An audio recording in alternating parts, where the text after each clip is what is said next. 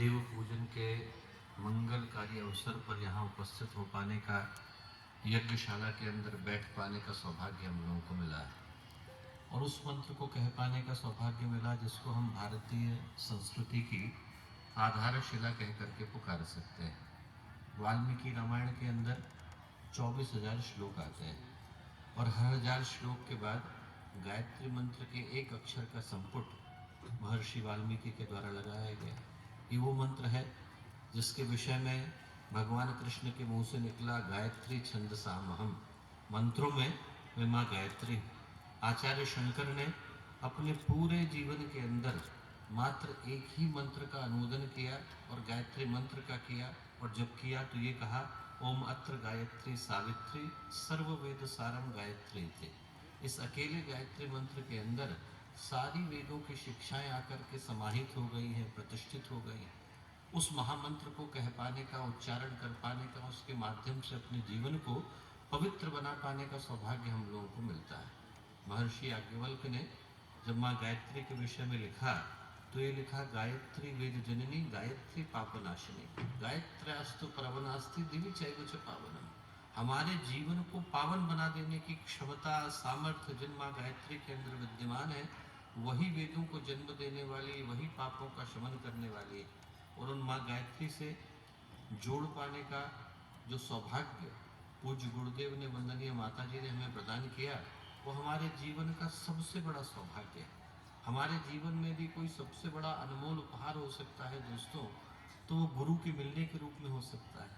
संत कबीर ने किसी स्थान पर लिखा है, गुरु धोबी शीस कापड़ा साबुन सिरजनहार, सुरत शिला पर धोइए निकसे ज्योति अपार। गुरु धोबी के समान है और हम लोग तो कपड़े के समान हैं। जब गुरु एक सुरत शिला पर धोते हैं तो हमारे जीवन में से प्रकाश निकल करके आता है और वो प्रकाश हमारे जीवन को पवित्र पावन बनाता चला जाता है। आज जब हम लोग देव पूजन के लिए आकर के बैठे तो पूज्य गुरुदेव से, वंदनीय माता जी से, माँ गायत्री से यही प्रार्थना करते हैं कि हमारे जीवन के भीतर उस शुभता को, शुभ्रता को, उस आलोक को, उस पवित्रता को, उस दिव्यता को, उस महानता को प्रतिष्ठित करिए, जिससे वो चलने का मार्ग गायत्री का ये पावन मंत्र हमको दिखाता है। संत कबीर ने लिखा, यह तन विष की बेलड़ी गुरु अमृत की खान, यह तन विष की बेलड़ी गुरु अमृत की खान, शीस कटे जो गुरु मिले तो भी सच्चा जान। यदि व्यक्ति को सिर कटा करके भी गुरु मिलते हैं तो इससे बढ़कर के सौदा व्यक्ति के जीवन में नहीं हो सकता। सौभाग्यशाली है हम लोग कि उस शक्ति से जुड़ पाने का अवसर मिला जिनने अनेकों को, भटकों को, पतितों को, पीड़ितों को उनके जीवन के उत्थान का मार्ग दिखाया। और आज जब गायत्री के मंत्र को हम लोग बोलते हैं तो गुरु सत्ता को स्मरण करते हैं, माँ गायत्री को स्मरण करते हैं और उनसे यही प्रार्थना करते हैं कि मनुष्य में देवत्व का उदय, धरती पर स्वर्ग का अवतरण, जो राह उन्होंने दिखाई उस पर बढ़ चलने का साहस, संकल्प, संवेदना हमारे भीतर विकसित हो सके। बिरला जी के सुपुत्र गुरुदेव के पास जब गए, वसंत नाम था, तो 11 करोड़ रुपए लेकर के गए, गुरुदेव के चरणों में रखे। गुरुदेव से बोले कि गुरुदेव आप सोने का मंदिर बनाइए, ऐसा मंदिर बनाइए जैसा आज तक किसी ने देखा ना हो। गुरुदेव ने वापस लौटाए, बोले बेटा पैसे में छूता नहीं, तेरे लूंगा नहीं, पर एक बात बता, भगवान सोने के मंदिर में बैठे और बाहर व्यक्ति को खाने को न मिले तो भगवान को कैसा लगेगा? बोले बनाना है तो तू स्कूल बना, कॉलेज बना, हॉस्पिटल बना, भगवान के मंदिर। और बोले मुझे बिठाना होगा तो मैं भगवान को सोने के मंदिर में नहीं, लोगों के दिल के अंदर बिठाऊंगा। लोग उनसे मिले और उनको मिलने के बाद लगे कि आज हम भगवान के मंदिर होकर के आए। उनके व्यक्तित्व के अंदर वही प्रकाश था जो मंदिर के अंदर उपस्थित होता है, उनकी वाणी में वही मिठास थी जो मंदिर के प्रसाद में होती है, उनके व्यक्तित्व में वही सुगंध थी जो मंदिर की अगरबत्ती में होती है। ऐसे व्यक्तित्व बनाने के लिए गायत्री परिवार है।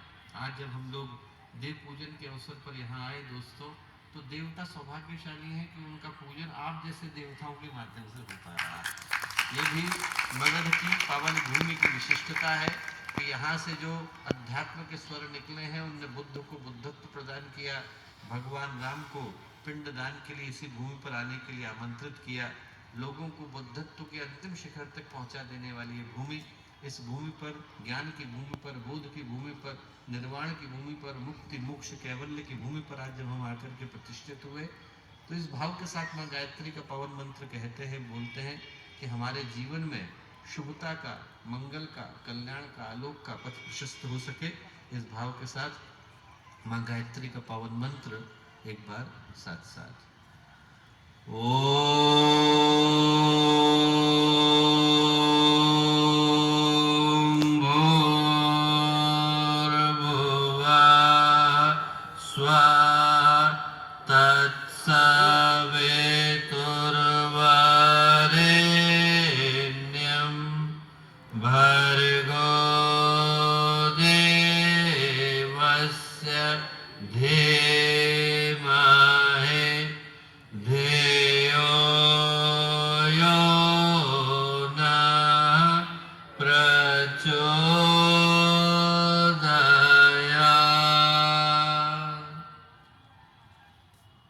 मित्रों, परम पूज्य गुरुदेव परम वंदनीय माता जी के दिव्य संरक्षण में गया की पवित्र भूमि, पूरे विश्व के मानचित्र में गया अकेला ऐसा स्थान है जहाँ पर स्वयं भगवान को, अवतार लिए हुए भगवान को इस भूमि पर पिंडदान करने के लिए आना पड़ा। ऐसी पवित्र भूमि पर आज जब हम लोगों को उपस्थित हो पाने का सौभाग्य मिला, देव पूजन की ये पावन बेला, 108 कुंडीय गायत्री महायज्ञ की पावन भूमि, इस अवसर पर हम लोगों के साथ मंच पर उपस्थित आज के कार्यक्रम के अति विशिष्ट अतिथि बिहार राज्य के एक अत्यंत यशस्वी मंत्री आदरणीय श्री प्रेम कुमार जी,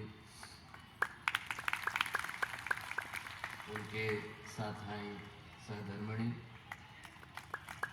यहाँ उपस्थित आदरणीय श्री परमानंद बाबा जी, शांति कुंज की टोली के सभी सम्मानित कार्यकर्तागण, आदरणीय श्री देवांगन जी, आदरणीय श्री संजय शर्मा जी, आदरणीय श्री केडिया जी, गया क्षेत्र के सभी सम्मानित वरिष्ठ कार्यकर्तागण। संभव है किसी का नाम लेने से मैं चूक गया हूँ तो मुझको क्षमा करिएगा। और गायत्री परिवार के सभी सम्मानित कार्यकर्तागण, साधकगण, याजकगण, उपासकगण, भाइयों बहनों, प्यारे मित्रों, आज एक बड़े ही पवित्र अवसर पर यहाँ उपस्थित हो पाने का सौभाग्य हम लोगों को मिला है।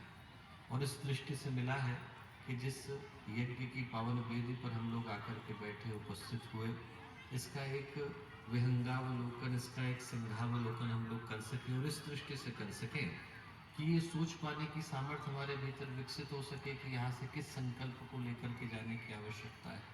और जब हम लोग उस दृष्टि से सोच करके देखते हैं तो आज का दिन हम लोगों को याद दिलाने के लिए आया दोस्तों कि जिस शरीर को, जिस मानव जीवन को धारण कर पाने का अवसर हम लोगों को मिला, और मुझे अकेले को ही नहीं मिला, 7 खरब प्राणियों को मिला। इस शरीर की कीमत, इस मनुष्य जीवन की कीमत बाहर की वजह से नहीं, बल्कि इसके भीतर प्रवाहित हो रही प्राण चेतना की वजह से। बाहर तो लिफाफा है, पर इसके अंदर की चिट्ठी कीमती है। बाहर तो व्यक्ति आवरण को लेकर के बैठा है, पर इसके अंदर का तत्व मूल्यवान है। यदि अंदर की प्राण चेतना इस शरीर के साथ अपने संबंध का विच्छेद कर देती है तो उस क्षण ही हमारे जीवन की सारी यात्रा का समापन हो जाता है। प्राण के जाते ही व्यक्ति प्राणी नहीं रह जाता, लाश बन जाता है। जो हमारे अंदर की कीमत है वो बाहर से नहीं, बल्कि व्यक्ति के भीतर से निकल करके आती है। आचार्य शंकर के जीवन की एक अद्भुत घटना आती है। एक मंदिर से निकलते थे, वहाँ पर एक 89 वर्ष का व्यक्ति बाहर खड़ा था। उसने उनसे पैसे मांगे। आचार्य शंकर ने आश्चर्य से देखा कि पैसों का करोगे क्या? तो उन्होंने कहा कि मेरे गांव में नर्तकियों का दल आया है, उनका नृत्य देखने का मन है। बड़ा क्षोभ हुआ, उनके मन में बड़ा दर्द हुआ कि ये 89 वर्ष का व्यक्ति है और अभी भी पैसों की कामना लेकर के बैठा है। उस क्षोभ के भाव से उनके हृदय से वैराग्य का पहला स्तोत्र फूटा। उसको हम लोग बोलते हैं चरपट पंजरिका स्तोत्र। उनने उस क्षोभ के भाव में मुंह से बोला, दिनमपि रजनी सायं प्रातः शिशिर वसंतो पुनरायातः कालः क्रीडति गच्छत्यायो तदपि न मुंचत्याशा वायु। दिन आता है, रात आती है, सुबह आती है, शाम आती है, और देखते देखते मौसम बदल जाते हैं। इसी तरीके से काल जो है, मृत्यु जो है, इंसान के जीवन को खेल खेल में खाती चली जा रही है। तदपि न मुंचत्याशा वायु, तब भी व्यक्ति और जीने की कामना को लेकर के बैठा है। फिर उस व्यक्ति को देख करके बोले, अंगम गलितम पलितम मुंडम, अंग गल गए, पलितम मुंडम, बाल झड़ गए, दशन विहीनम, दांत है नहीं, जातुम तुंडम, बोला जा नहीं रहा। अंगम गलितम पलितम मुंडम दशन विहीनम जातम तुंडम वृद्धो याति गृहीत्वा दंडम तदपि न मुंचत्याशा विंडम। वृद्ध हो गया है, लकड़ी का डंडे का सहारा लेकर के चल रहा है, तब भी जीवन में आशा को लेकर के चल रहा है कि मैं तो अमरता लेकर के आया हूँ, यहाँ पर मुझे हमेशा रहना है। भज गोविंदम भज गोविंदम गोविंदम भज मूढ़मते। उससे बोले कि भगवान को कब याद करेगा? फिर बोले यावत जीवो निवसति देहे कुशलम तावत पृच्छति के। जब तक इस शरीर के अंदर प्राण का निवास है तब तक इसकी कुशलता की कामना हर व्यक्ति करता है। जब तक इसके अंदर चेतना है तब तक हर व्यक्ति चाहता है कि शरीर फूले फले आगे बढ़े। गतवती वायु देहा पाए भार्या बिभ्रति तस्मिन गाय। जैसे ही प्राण इस शरीर को छोड़ता है वैसे ही वो शरीर जो लाश बन गया है उसके साथ, उस पति के साथ जिसने पत्नी ने पूरा जीवन गुजारा होगा, उस पत्नी के साथ जिस पति ने पूरा जीवन गुजारा होगा, उस लाश के साथ एक रात गुजारने को तैयार नहीं होते हैं। जो मनुष्य के जीवन की कीमत है दोस्तों, वो बाहर से नहीं भीतर से निकल करके आती है। जो हमारी कीमत है वो शरीर से नहीं प्राण से निर्धारित होती है। और उस दृष्टि से सोच करके देखें तो आज का जो देव पूजन का क्रम है दोस्तों, इसका प्राण भी एक अध्यात्म के गहन तत्व के अंदर समाहित है। देवों का पूजन होता है, देवों का आकर्षण होता है, देवताओं को बुलाने के लिए, देवताओं को आमंत्रित करने के लिए, नवग्रहों से लेकर उपदेवताओं को, अधिदेवताओं को, प्रत्येक देवताओं को, सभी देवताओं का आगमन इस पावन भूमि पर होता है। पर होता एक ही शर्त पर है, एक ही तत्व के आधार पर है, जिसको हम सारी आध्यात्मिक संपदाओं का, विभूतियों का आधारभूत और केंद्र मानते हैं, और उसका नाम है श्रद्धा। व्यक्ति के पास श्रद्धा है, समर्पण है, विश्वास है, तो उसके जीवन में सारे चमत्कार घटित होते हैं। मंत्र वही है, पूजा पाठ के तरीके वही हैं, उनको कहने के तरीके भी वही हैं, उनको करने की जो पद्धतियां हैं वो भी वही हैं, और कई बार तो गुरु भी वही। उसके बावजूद मिलने वाला परिणाम भिन्न हो जाता है। जो एकलव्य को मिलता है वो अर्जुन को नहीं मिलता, जो अर्जुन को मिलता है उसे प्राप्त करने से दुर्योधन चूक जाता है। अंतर गुरु के देने का नहीं, अंतर शिष्य के लेने का आता है दोस्तों। जो शिष्य के लेने का अंतर है, जो पात्रता का अंतर है, जो श्रद्धा का अंतर है, जो समर्पण का अंतर है, जो विश्वास का अंतर है, वही हमारे जीवन में चमत्कार को प्रकट करता है। एक गुरु थे, उनसे उनके शिष्यों ने कहा, यहाँ से बहुत दूर नहीं, बहुत थोड़ी ही दूर पर उनका आश्रम हुआ करता था। उनके शिष्यों ने उनसे प्रश्न किया, बोले गुरुदेव एक बात बताइए, गायत्री का मंत्र है, उसको बोल करके विश्वामित्र ब्रह्मर्षि हो गए, हम लोगों के जीवन में कोई प्रभाव क्यों नहीं आता है? संत बोले प्रश्न अच्छा है, पर उत्तर यहाँ नहीं देंगे, बाजार के अंदर देंगे। बाजार के अंदर लेकर के गए, वहां पर लोग मंदिर को बना रहे थे, अपनी पीठ के ऊपर ईंटें ढो ढो करके ले जा रहे थे। एक व्यक्ति को रोका, क्या कर रहे हो? बोले आपको दिखाई नहीं पड़ता है, मेरी पीठ के ऊपर बोझ लदा हुआ है, भार लदा हुआ है, तब भी आप पूछ रहे हो कि क्या कर रहा है? अरे बोझ उठा रहा हूँ, और क्या कर रहा हूँ। बोले अच्छा गुस्सा मत करो, दूसरे को रोका, तुम क्या कर रहे हो? बोले देखिए घर में पत्नी बच्चे हैं, उनका लालन पालन करने के लिए, घर में उनका पेट भरने के लिए कुछ न कुछ नौकरी करनी पड़ती है, तो मजदूरी कर रहा हूँ। उन्होंने कहा अच्छा ठीक। एक और व्यक्ति जा रहा था, उसको रोका, उससे रोक करके पूछा कि तुम क्या कर रहे हो? उस व्यक्ति के हाथ श्रद्धा से जुड़ गए। बोले मैं बड़ा सौभाग्यशाली हूँ कि भगवान का मंदिर बन रहा है, तो भगवान का मंदिर बनाने के लिए यहाँ आया हूँ। संत बोले समझ में आया, ईंटें तीनों उठा रहे हैं, एक मजदूरी में उठा रहा है, एक मजबूरी में उठा रहा है, भक्ति में तो एक ही उठा रहा है। जो भक्ति में उठा रहा है उसकी उठाई गई ईंटों से मंदिर बन पाता है। मंत्र वही है दोस्तों, कोई मजदूरी में बोल रहा है, कोई मजबूरी में बोल रहा है। जो भक्ति में बोलता है उसकी आवाज को भगवान सुन पाते हैं। भक्ति में प्रहलाद ने बोला तो प्रहलाद की पुकार पर भगवान को खंभा फोड़ करके आना पड़ा। भक्ति में मीना ने पुकारा तो मीरा की पुकार पर भगवान को न केवल आना पड़ा बल्कि जहर भी पीना पड़ा और सांप से अपने को डसवाना भी पड़ा। भक्ति में जब रामकृष्ण परमहंस ने पुकारा तो माँ काली की प्रतिमा जो है सजीव हो गई, साकार हो गई और उनके जीवन की दिशा को निर्धारित करके गई। हमारे अंदर भक्ति हो, हमारे अंदर यदि भक्ति की भावना हो तो पत्थर के अंदर से भगवान निकलते हैं और मिट्टी के अंदर से द्रोणाचार्य निकल करके आते हैं। दोस्तों शर्त एक ही है कि व्यक्ति के पास श्रद्धा की, समर्पण की, विश्वास की पुकार होनी चाहिए। मैं आप लोगों से कहूंगा कि आज के दिन हम लोग समाज यज्ञ की पावन भूमि पर आने का अवसर हम लोगों को मिला। यज्ञो वही विष्णु, शतपथ ब्राह्मण कहता है कि यज्ञ ही भगवान विष्णु है। और जब उपनिषद कहते हैं तो कहते हैं यज्ञ भुवनस्य नाभि, पूरे ब्रह्मांड का पोषण इसी यज्ञ के माध्यम से होता है। और जब यास्य ने वेदों की व्याख्या करी तो कहा यज्ञ से मंत्र वेदस्य विषय, ये जो यज्ञ के मंत्र हैं इन्हीं से वेदों का विषय निर्धारित हुआ है। और इस पावन भूमि पर यदि कोई ऋषि सत्ता, कोई आध्यात्मिक चेतना हम में से प्रत्येक को खींच करके लाई, कारण कुछ भी बना हो, बहाना कुछ भी बना हो, बुलाया किसी ने भी हो, पर यदि हमको ईश्वर ने यहाँ बुला करके प्रतिष्ठित किया, तो मैं कहूँगा कि एक ही उपहार हम लोग यहाँ से लेकर के जाएं, और उपहार ये लेकर के जाएं कि हमारे जीवन के अंदर श्रद्धा की, समर्पण की, विश्वास की पुकार इतनी गहरी प्रतिष्ठित हो जाए कि हमारी पुकार पर भगवान को आना पड़े। प्रहलाद अकेले हैं जिनकी पुकार पर भगवान को आने के लिए विवश होना पड़ा। आप जरा भारत का इतिहास उठा करके देखिए, पूरी भारतीय संस्कृति में, सनातन संस्कृति में यदि कोई सबसे अद्भुत अलौकिक घटना घटी है तो प्रहलाद के द्वारा घटी है। बाकी के जितने अवतार हुए हैं, जितने भी अवतार हुए हैं, आप शुरू से लेकर अंत तक उठा करके देखिए, तो जितने अवतार हुए हैं उन सारे अवतारों के लिए ऋषि गए, मुनि गए, बड़े बड़े महापुरुष गए, महामानव गए, उन सब ने जाकर के भगवान से प्रार्थना करी कि भगवान मानवता करा रही है, लोग पीड़ित हैं, कष्ट में, तकलीफ में, आप आइए और आपके अवतरण की व्यवस्था बनाइए। और उनकी पुकारों को सुनकर के भी भगवान तुरंत नहीं आए, एक युग पहले आने की व्यवस्था बनी है। भगवान राम के आने की व्यवस्था एक युग पहले बनी, भगवान कृष्ण के आने की व्यवस्था 2 युग पहले बनी। अकेले प्रहलाद ऐसे हैं जहां पर एक छोटे बच्चे की पुकार पर भगवान को दौड़ करके आना पड़ा है। वो जो आवाज है वो भक्त की आवाज है। यदि हमारे अंदर वो शक्ति आती है जहां पर हम लोग हृदय की गहराई से भगवान को पुकारते हैं, तो ऐसे कोई भगवान नहीं, ऐसी कोई माँ नहीं, ऐसे कोई परमपिता नहीं, ऐसे कोई परमेश्वर नहीं जो बच्चे की आवाज को सुनकर धरती पर आने से मना करते हैं। दोस्तों, उनको हमारी आवाज पर यहाँ आना पड़ता है।